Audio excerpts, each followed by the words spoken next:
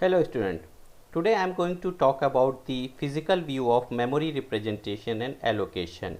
In my previous video I have given you the brief introduction about the logical view of memory representation and allocation. Once I will complete this video, you people will be able to understand two most important concepts. One is static memory allocation and another is dynamic memory allocation. In first section, I'll give you the brief introduction about the static memory allocation, and in second section I'll give you the idea about the dynamic memory allocation. For the dynamic memory allocation, we have different functions like calloc, malloc and realloc. Briefly we'll discuss one by one. As well as one more function we have for the deallocation of memory in dynamic memory allocation. So let's start with the static memory allocation. Static memory allocation को आपने अपने lab programme के दौरान कई बारी use किया है. जैसा कि आप अगर इंटीजर a लिखते हो तो that is nothing but what you are doing, you are declaring the memory for variable a having the value type integer. अब इंटीजर का टाइप अगर 4 बाइट है तो a को जो मेमोरी एलोकेट होगी, यानी a वेरिएबल जो है इसको जो मेमोरी एलोकेट होगी वो 4 बाइट का मेमोरी ब्लॉक एलोकेट होगा. That is fixed. और ये फिक्स कब हुआ? जब आपने प्रोग्राम लिख रहे थे तभी आपने बताया कि a नेम का कोई वेरिएबल है जिसका डेटा टाइप इंटीजर है. इट मीन्स a वेरिएबल के लिए 4 बाइट का मेमोरी ब्लॉक एलोकेट होना चाहिए. इसी के साथ ही आपने एरे का भी डिक्लेरेशन किया होगा. जैसा कि आप देख सकते हो कि एरे की डेफिनेशन ही ये कहती है it is nothing but the continuous memory location of similar type of data element. तो जैसा कि हम देख रहे हैं कि ये जो एरे नेम का हमने एक ब्लॉक बनाना है जिसमें कितने टोटल एलिमेंट होंगे, टोटल 10 एलिमेंट होंगे और हर एक एलिमेंट का जो टाइप है दैट इज़ इंटीजर. अगर मैं इंटीजर की साइज़ को 4 बाइट मान के चलूँ तो टोटल 40 बाइट का स्पेस इस पर्टिकुलर एरे के लिए एलोकेट होगा जो कि कंटिन्यूअस मेमोरी लोकेशन होगी. कंटिन्यूअस मेमोरी लोकेशन का मतलब होगा कि अगर मैं बेस एड्रेस 100 मान के चलूँ तो इस 100 बेस लोकेशन से कंटिन्यूअस आगे टोटल 40 बाइट के ब्लॉक्स एलोकेट हो जाएंगे. फाइन. इसी तरीके से स्ट्रक्चर भी आपने यूज़ किया होगा. Structure basically different data types के लिए यूज़ किए जाते हैं क्योंकि एरे की लिमिटेशन थी कि वो केवल similar type of data element को ही स्टोर कर सकता है. अगर हम मोर देन वन टाइप के डेटा एलिमेंट्स को स्टोर करना चाहते हैं तो उसके लिए हमें स्ट्रक्चर क्रिएट करना पड़ता है. और यहाँ पे फॉर एग्जांपल अगर हमारे पास में एम्प्लॉय नाम का कोई स्ट्रक्चर है तो उसमें हम यहाँ पे अगर 5 वैल्यू पुट कर रहे हैं, इसका मतलब ये है कि ये जो स्ट्रक्चर है वो टोटल 5 एम्प्लॉयज़ के रिकॉर्ड को स्टोर कर सकता है. और इस स्ट्रक्चर के टाइप के अकॉर्डिंग इसके अंदर जो भी डेटा टाइप डिफाइन किए गए होंगे उसके अकॉर्डिंग वो साइज़ को एलोकेट कर देगा उन 5 डिफरेंट एम्प्लॉय रिकॉर्ड्स के लिए. Got it. एंड ये जो स्पेस एलोकेशन होगा ये भी कंटिन्यूअस मेमोरी ब्लॉक का होगा. So that's why here you can also see कि suppose that अगर 100 is nothing but the starting location of the particular block जहाँ से मेमोरी का लोकेशन स्टार्ट हुआ है and this 110 allocation, यानी कि अगर हर एक ब्लॉक की साइज़ मैं यहाँ पे 4 बाइट मान के चलता हूँ और टोटल इस एरे को 10 एलिमेंट्स के लिए मेमोरी एलोकेट की गई है तो that's why total 10 block continuous memory allocation provide कर दिए गए. Got it. तो इस तरीके से हम समझ पाए कि static memory allocation is nothing but the fixed amount of memory is going to be allocated. यानी कि प्रोग्राम लिखने के दौरान ही हम मेमोरी को पहले से फिक्स कर देते हैं कि इस एरे के लिए टोटल 10 एलिमेंट के हिसाब से मेमोरी एलोकेट कर दी जाए. यहाँ पे हमने पहले से ही डिक्लेयर कर दिया कि ए जो वेरिएबल है वो किसी इंटीजर टाइप के एलिमेंट को स्टोर करेगा. और यहाँ पे हमने पहले से ही फिक्स कर रखा है कि ये स्ट्रक्चर टोटल 5 एम्प्लॉय के रिकॉर्ड को स्टोर करेगा. फाइन. अच्छा, स्टैटिक मेमोरी एलोकेशन तभी बेनिफिशियल है जब आपको प्रोग्राम लिखने से पहले ये क्लियर हो कि आपको एक्चुअल में कितनी मेमोरी की आवश्यकता है और तभी आपको स्टैटिक मेमोरी एलोकेशन का बेनिफिट मिलेगा. फाइन. अब इस स्टैटिक मेमोरी एलोकेशन के लिए हम जो डेटा स्ट्रक्चर यूज़ करते हैं उसे हम स्टैक डेटा स्ट्रक्चर कहते हैं. स्टैक डेटा स्ट्रक्चर के बारे में मैंने इन शॉर्ट आपसे बातें की हुई हैं. मेरे दूसरे या तीसरे वीडियो में आपने देखा होगा. ब्रीफली इनके बारे में आगे आने वाली यूनिट पे डिस्कशन होगा. So let's see what is static memory allocation. This is nothing but it allocates the memory for your data when the program starts. कब मेमोरी एलोकेट होती है? तो जैसे क्वेश्चन नॉर्मली होता है कि भाई static memory allocation is nothing but the compile time memory allocation. Actual में कंपाइल टाइम में सारा कैलकुलेशन, जब कंपाइलेशन होता है प्रोग्राम का, तो सारा कैलकुलेशन होता है कि एक्चुअल में उस पर्टिकुलर प्रोग्राम को मेमोरी में स्टोर होने के लिए की आवश्यकता पड़ेगी। Got it? एंड फाइनली जब प्रोग्राम रन होना स्टार्ट होता है तभी जाकर वो मेमोरी ऑपरेटिंग सिस्टम के द्वारा एलोकेट की जाती है उन पर्टिकुलर वेरिएबल्स को जो कि उस प्रोग्राम के अंदर डिफाइन किए गए होंगे। फाइन। अब अगला जो इंपॉर्टेंट क्वेश्चन है कि स्टैटिक मेमोरी एलोकेशन अप्लाई कहाँ कहाँ होता है, किस प्रकार के वेरिएबल में होता है। तो इससे प्रीवियस वीडियो में मैंने आपसे स्टोरेज क्लास के बारे में बात की थी, ग्लोबल डिक्लेरेशन के बारे में बात की थी, लोकल डिक्लेरेशन के बारे में बात की थी। इट मीन्स ऐसा वेरिएबल जो कि ग्लोबल प्लेस पे डिक्लेयर होता है, it means just header file के बाद में डिक्लेरेशन होता है, उसको हम ग्लोबल वेरिएबल कहते हैं। तो दैट्स वाई जो स्टैटिक मेमोरी एलोकेशन है, जो फिक्स मेमोरी एलोकेशन है, वो ग्लोबल वेरिएबल पे अप्लाई होती है। उनके लिए ग्लोबल वेरिएबल ऑक्यूपाई करते हैं फिक्स मेमोरी लोकेशन को या स्टैटिक मेमोरी एलोकेशन को। इसके अलावा लोकल वेरिएबल में अप्लाई होती है। इसके अलावा जो स्टैटिक वेरिएबल आपने यूज़ किए होंगे डेफिनेटली इनसाइड अ फंक्शन, उनके लिए भी स्टैटिक मेमोरी एलोकेशन होता है। उसी के द्वारा इन वेरिएबल्स को मेमोरी एलोकेट की जाती है। So what is the important key features of static memory allocation? So first important key feature is nothing but the variable get allocated permanently. तो पहली चीज़ तो क्या फीचर हो गया इसका स्टैटिक मेमोरी एलोकेशन का कि जो मेमोरी एलोकेट होगी वो परमानेंट एलोकेट होती है। यानी प्रोग्राम रहने से लेकर प्रोग्राम के एग्जीक्यूशन तक ये मेमोरी एक बार एलोकेट हो जाती है। और डी एलोकेट कब होगी? जब प्रोग्राम का एग्जीक्यूशन कंप्लीट हो जाएगा। फाइन। इसके अलावा it uses the data structure called stack for implementing static allocation. अभी मैंने इसके बारे में बात की कि कौन सा data structure static memory allocation use करता है? स्टैक डेटा स्ट्रक्चर यूज़ करता है। ओके। एक ड्रॉबैक भी थोड़ा सा यहाँ समझने वाली बात है, लेस एफिशिएंट है, क्योंकि डेफिनेटली अगर किसी वेरिएबल का लाइफ टाइम अगर थ्रू आउट दी प्रोग्राम है, एक बार हमने उसको मेमोरी एलोकेट की गई है, कर दी गई है किसी वेरिएबल को, और वो परमानेंट है, यानी परमानेंट का मतलब क्या? जब तक प्रोग्राम का एग्जीक्यूशन हो रहा है। यानी अब अगर उस वेरिएबल का यूज़ हमें नहीं भी है तब भी अगर प्रोग्राम का एग्जीक्यूशन चल रहा है तो मेमोरी एलोकेट बनी हुई है, उसको एलोकेशन किया हुआ है, तो ऐसे में ये थोड़ा सा लेस एफिशिएंट हो जाता है। इसके अलावा there is no memory reusability. So definitely once we have assigned a memory block to a particular variable, तो अब उसका रीयूजेबिलिटी संभव नहीं है। रीयूजेबिलिटी का पर्पस तब आता है कि अगर किसी पर्टिकुलर ब्लॉक ऑफ मेमोरी की अब आपको आवश्यकता नहीं है तो भाई कोई दूसरा वेरिएबल उसको यूज़ कर ले, तो रीयूज़ संभव नहीं है, क्योंकि एक बार अगर मेमोरी एलोकेट कर दी गई है तो वो परमानेंट एलोकेट होती है जब तक प्रोग्राम का एग्जीक्यूशन हो रहा है। Fine. So these are the different key features of static memory allocation. okay, so let's try to understand how the static memory allocation happens. fine. so इस प्रोग्राम में अगर हम देख रहे हैं तो एक फंक्शन है प्ले नाम का, जिसमें हमने एक लोकल वेरिएबल डिक्लेयर किया हुआ है इंटीजर a। इसी तरीके से आगे बढ़े तो एक मेन फंक्शन है जिसमें वंस अगेन एक लोकल वेरिएबल इंटीजर b है, एक कैरेक्टर वेरिएबल हमने लिया है 10 एलिमेंट्स का, as well as fine return is nothing but by because main is having return type integer. got it? so let's understand. तो ये जो हमारा लोकल वेरिएबल है प्ले फंक्शन के अंदर, ये इंटीजर टाइप का वेरिएबल है, तो दैट्स वाई इसकी जो साइज़ होगी मैं यहाँ कंसीडर करके चल रहा हूँ 4 बाइट। एंड इसी प्रकार से दूसरा इंटीजर वैल्यू है b, इसकी भी जो साइज़ होगी वो 4 बाइट होगी।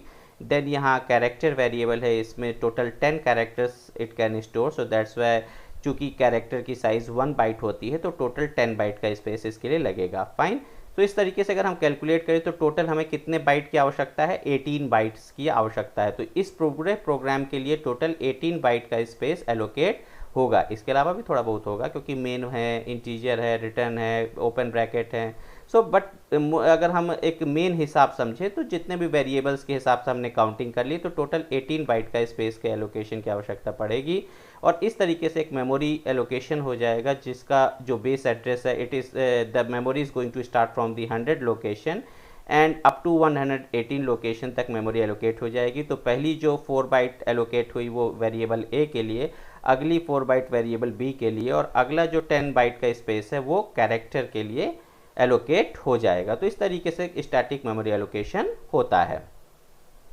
फाइन।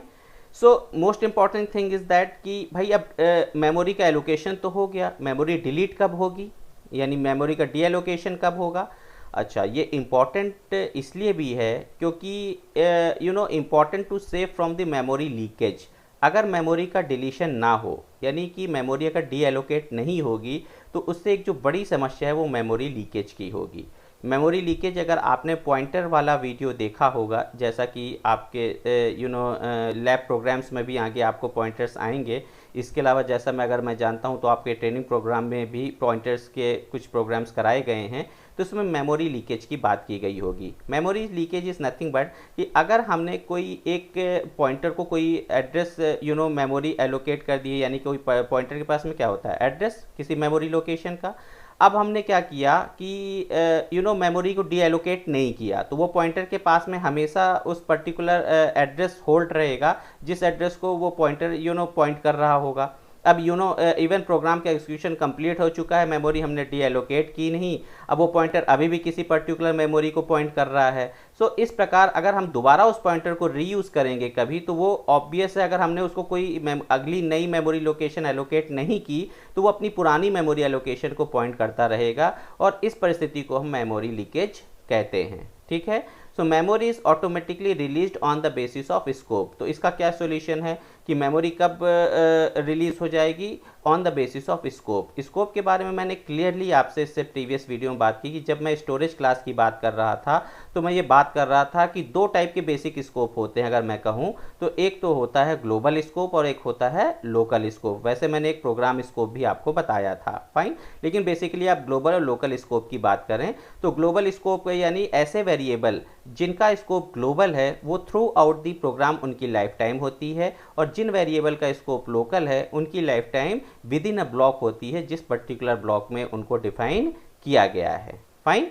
सो इस प्रकार हम समझ गए कि deletion of the allocation of memory क्यों जरूरत है, क्योंकि मेमोरी लीकेज जैसी समस्या ना उत्पन्न हो, और इसके साथ ही साथ ये मेमोरी का जो ऑटोमेटिक डिलीशन है वो कब हो जाता है? On the basis of scope. अगर वेरिएबल लोकल डिक्लेयर किए गए हैं तो विद इन अ ब्लॉक उनकी लाइफ टाइम है, और अगर ग्लोबल डिक्लेयर किए गए हैं तो throughout the program. It mean जब तक प्रोग्राम का एग्जीक्यूशन हो रहा है तब तक उन वेरिएबल का एग्जिस्टेंस है, अदरवाइज उनकी जो मेमोरी एलोकेट की गई थी ऑपरेटिंग सिस्टम के द्वारा वो ऑटोमेटिकली डी एलोकेट हो जाएगी once the program execution will be over. So what are the advantages of static memory allocation? So here we can see first advantage is simplicity of uses. कुछ नहीं है, अपन को programme लिखने के दौरान integer a लिख देना है, एरे डिक्लेयर कर देना है, स्ट्रक्चर डिफाइन कर देना है, सिंपल है। तो it is very simple to use. Another efficient execution time, definitely बार बार चेंजेस नहीं करना है, इंक्रीमेंट और डिक्रीमेंट मेमोरी में नहीं करना है, तो ऑब्वियस जो एग्जीक्यूशन टाइम है वो फास्ट होगा, अच्छा होगा। Need not to worry about the memory allocation, reallocation, freeing of the memory, definitely. So चूँकि पॉसिबल ही नहीं है स्टैटिक मेमोरी एलोकेशन में ये काम करना, तो ऑब्वियस है ज़्यादा हेडेक नहीं होगी। Then finally variables remain permanently allocated. तो जब तक उनकी मेमोरी फ्री नहीं होगी और ऑपरेटिंग सिस्टम द्वारा फ्री नहीं की जाएगी, तब तक वो परमानेंट एलोकेट रहते हैं। तो these are the advantages. Few disadvantages there, that's why we have dynamic memory allocation. So most important disadvantage is there कि भाई वेस्टेज ऑफ मेमोरी। अब जिस वेरिएबल की आवश्यकता हमें नहीं है और उसे परमानेंट मेमोरी एलोकेट हो गई है, अब उस वेरिएबल का हम यूज़ ही नहीं कर रहे हैं प्रोग्राम में, तो मेमोरी क्यों एलोकेट है? वो एक तरह से वेस्टेज है मेमोरी का। So that is the disadvantage of static memory allocation. And memory can't be freed when it is no longer needed. तो वो फ्री नहीं होती है भले उसका यूज़ हो या ना हो। Got it? So this is the disadvantage of static memory allocation. That's why we have one more kind of memory allocation method, that is nothing but the dynamic memory allocation. Dynamic memory allocation के लिए पहले तो सबसे पहले आपको ये जानना पड़ेगा कि जो हम नॉर्मल हेडर फाइल्स यूज़ करते हैं stdio.h या conio.h, तो इसके अलावा वन मोर हेडर फाइल आपको यहाँ जानना पड़ेगा stdlib.h।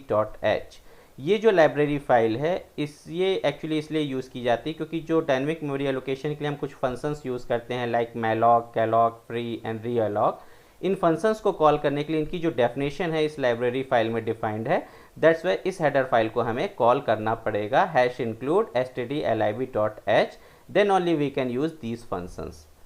तो अब मैंने आपसे कहा कि जो डायनेमिक मेमोरी एलोकेशन है वो रन टाइम पे होता है। क्या रन टाइम का मतलब क्या है? वैसे तो मैंने इसको डिस्कस किया हुआ है मेरे प्रीवियस वीडियो में, लेकिन फिर भी इन शॉर्ट मैं आपको बताऊं कि जब कभी ऐसा हो कि हमें प्रोग्राम लिखने के दौरान ही ये पहले से क्लियर हो कि हमें कितनी मेमोरी की आवश्यकता है, तब तो static memory allocation well and good है। लेकिन अगर हमें पता ही ना हो कि मेमोरी हमें कितनी आवश्यकता है प्रोग्राम लिखने के दौरान, तो हो सकता है हम by mistake extra memory allocate कर दें, या हो सकता है कि हम कम मेमोरी एलोकेट करें। तो ऐसी सिचुएशन से डील करने के लिए डायनेमिक मेमोरी एलोकेशन आया, यानी रन टाइम पे जितनी आवश्यकता है उतनी ही मेमोरी एलोकेट की जाए, या जितनी आवश्यकता नहीं है उसको डी एलोकेट कर दिया जाए। तो ये जो सिचुएशन है इसको हम डायनेमिक मेमोरी एलोकेशन कहते हैं, कि जब प्रोग्राम रन हो रहा होता है उस दौरान एलोकेट की गई मेमोरी डायनेमिक मेमोरी एलोकेशन कहलाता है। फाइन, इसके लिए सबसे पहला फंक्शन है malloc function. So malloc function का काम क्या है कि it allocates the memory and leaves the memory uninitialised. अब सबसे पहली चीज़ तो जानने वाली बात है कि ये जो मेमोरी ब्लॉक एलोकेट करेगा मैलॉक फंक्शन, वो जो मेमोरी ब्लॉक एलोकेट हुए हैं वो अनइनिशियलाइज्ड होंगे। और ये जो मैलॉक फंक्शन है ये मेमोरी केवल और केवल स्ट्रक्चर के लिए एलोकेट करता है, यानी यूजर डिफाइंड डेटा टाइप अगर कोई है तो उनके लिए मेमोरी एलोकेशन का काम मैलॉक फंक्शन करता है। दूसरा फंक्शन है कैलॉग। कैलॉग का काम है allocate memory and initialized all bits to zero. तो पहली जो मोस्ट इंपॉर्टेंट बात है कि कैलॉग आखिर मेमोरी एलोकेट किसको करता है, तो कैलॉग मेमोरी एलोकेट करता है एरेज को। जब हमें रन टाइम पे एरे को मेमोरी डिक्लेयर करना है तो उस समय कैलॉग फंक्शन का यूज़ किया जाता है। अब जितना एरे डिक्लेयर किया गया होगा, जितनी साइज एलोकेट की गई होगी किसी पर्टिकुलर एरे को, उनके सारे एलिमेंट्स इनिशियलाइज होते हैं ज़ीरो से, यानी सारे के सारे element initially zero value hold करेंगे। बाद में आप अपनी ज़रूरत के अकॉर्डिंग इन वैल्यूज़ को चेंज कर सकते हो, लेकिन जब मैलॉक फंक्शन से मेमोरी एलोकेट होती है तब ये जो मेमोरी ब्लॉक होगा वो अनइनिशियलाइज्ड होगा। तो आपने यहाँ पे दो चीज़ें समझी कि मैलॉक किसको मेमोरी एलोकेट करता है, स्ट्रक्चर को, और स्ट्रक्चर को एलोकेट की गई मेमोरी रन टाइम पे वो अनइनिशियलाइज्ड होगी, जबकि कैलॉग मेमोरी एलोकेट करता है एरे को और वो एलोकेशन इनिशियलाइज्ड होगा। It means all bits will set to zero. Got it? Apart from that one more function we have realloc. अच्छा, अब क्या होता है कि चलो स्ट्रक्चर का तो हमें पता है कि भाई कितने नंबर ऑफ एम्प्लॉयज़ हैं, कोई दिक्कत नहीं है, लेकिन जब हम एरे की बात करते हैं तो इट मे बी पॉसिबल कि हमें एरे की साइज़ घटानी या बढ़ानी पड़ जाए। तो ये जो रीएलॉक फंक्शन है it change the size of previously allocated memory. लेकिन किसकी साइज़ को चेंज करता है? एरे की साइज़ को चेंज करता है। तो इसके लिए अपन रीएलॉक फंक्शन यूज़ करेंगे और देखेंगे। जैसा मैंने आपसे कहा था कि एक और फंक्शन है फ्री फंक्शन, क्योंकि डिलीशन ऑफ द मेमोरी भी एक इंपॉर्टेंट एस्पेक्ट है, क्योंकि मेमोरी लीकेज से बचना है। तो एक फ्री फंक्शन यहाँ यूज़ करेंगे जो कि रिलीज द स्पेस। इसका काम होगा जो मेमोरी एलोकेट की गई है किसी पर्टिकुलर पॉइंटर वेरिएबल को, इसको डी